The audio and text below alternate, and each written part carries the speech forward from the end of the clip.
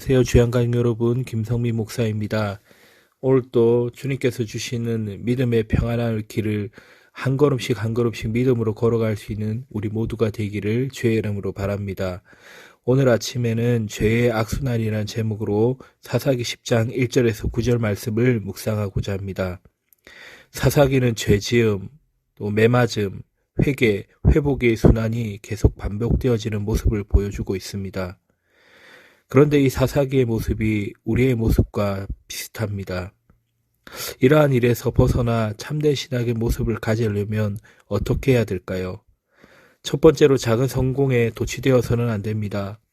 사사돌라가 일어나서 이스라엘을 구원했다고 서술하고 있지만 그 구원의 내용을 자세하게 다루지는 않습니다. 사사돌라가 이스라엘을 구원한 것은 구속사적 큰 의미를 가지고 있지는 않는 것 같습니다. 그 구원은 국지전과 같은 작은 전투에서의 승리였을 것입니다. 이를 통해 이 시기에 이스라엘은 큰 위험에 처하지 않았고 설령 적들의 위협이 있었다고 하더라도 이겨낼 힘이 있었음을 알 수 있습니다. 사사돌라의 시대는 안정의 시기였습니다. 사사돌라가 일어나 이스라엘을 구원했다는 어쩌면 간단한 내용에는 일상의 삶에서 이루는 승리를 통해 예수 그리스도께서 십자가에 이루신 구원을 더욱더 신뢰함을 말해줍니다. 세상에서 벌어지는 영적 전쟁은 혈과 육을 상대하는 것이 아니라 어둠의 세상 주관자와 하늘에 있는 악한 영에 대한 싸움입니다.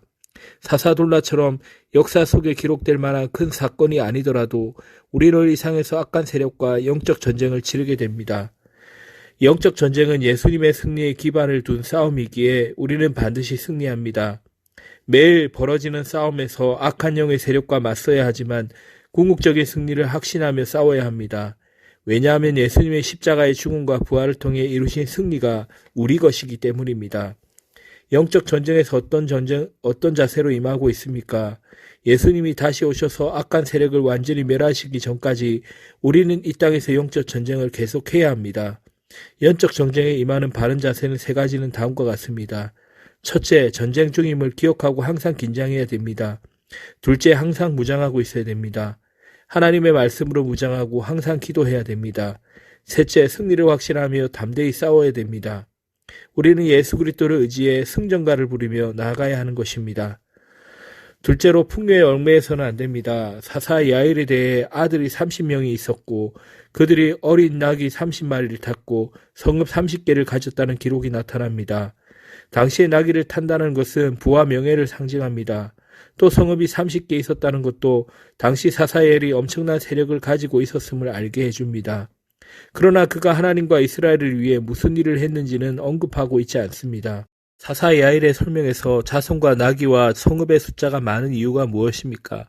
바로 그가 세상의 것을 추구했다는 것입니다. 우리는 이 세상의 풍요를 누릴 때일수록 예수 그리스도께서 주신 하나님 나라의 풍성함을 더욱 소망해야 됩니다. 물론 이 땅에서도 풍요로움을 누릴 수 있습니다. 하지만 이 땅의 풍요로움은 성도가 살아가는 동안 추구해야 하는 궁극적인 목표가 아닙니다. 그러므로 이 땅의 풍요를 쌓기 위해 애쓰지 말고 진정한 가치를 누리기 위해 하나님이 주신 풍요로움을 사용해야 됩니다. 또 생명의 떡 대신 예수님을 통해 하나님 나라의 풍요를 누리게 된다는 것을 우리가 알아야 됩니다. 따라서 이 땅의 풍요로움이 아닌 하나님 나라의 풍성함을 소망해야 합니다.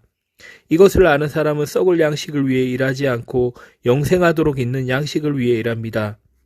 이 땅에 썩을 양식을 위해 일하십니까? 아니면 영생하도록 있는 양식을 위해 일하십니까? 이 땅의 복의 전부인 양 생각하고 살아가는 사람들이 있습니다. 하지만 이 땅의 복은 썩어질 양식입니다. 따라서 우리는 자신이 무엇을 위해 일하는지 점검해 보아야 됩니다. 또한 영생하도록 있는 양식을 얻기 위해서 과연 어떤 일을 해야 하는지 알아야 합니다.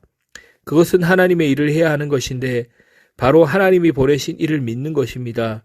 썩을 양식을 구한다면 세상으로 나아가지만 영원한 양식을 구한다면 영생의 말씀이 있는 예수님께로 나아가야 합니다. 셋째로 하나님을 더욱 잘 섬길 기회로 삼아야 됩니다. 이스라엘 자손은 다시 하나님의 목전에서 악을 행했습니다. 그들은 바알 아스타롯을 비롯한 온갖 족속의 신들을 가져다 섬겼습니다. 이러한 행동은 하나님을 버리는 악한 행동이며 죄입니다. 하나님 앞에서 악을 행하는 이스라엘을 향해 하나님은 진노하십니다.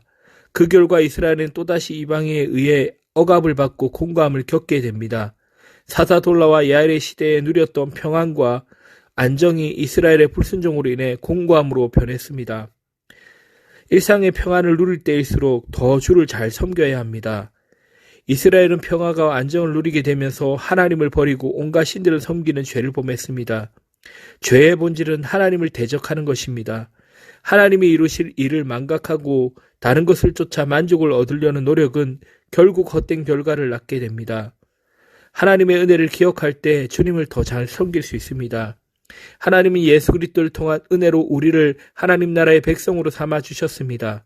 따라서 성도는 하나님의 백성으로서 왕이신 예수 그리스도의 통치를 받을 때만 참된 평강을 누릴 수 있습니다.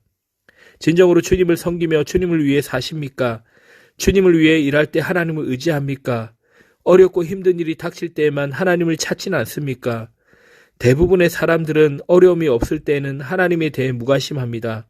하나님께 대한 관심과 마음이 없이 살다가 자기 힘으로 해결할 수 없는 일을 당할 때에만 다시 하나님을 찾습니다. 이것은 자기중심적인 신앙의 전형적인 모습입니다.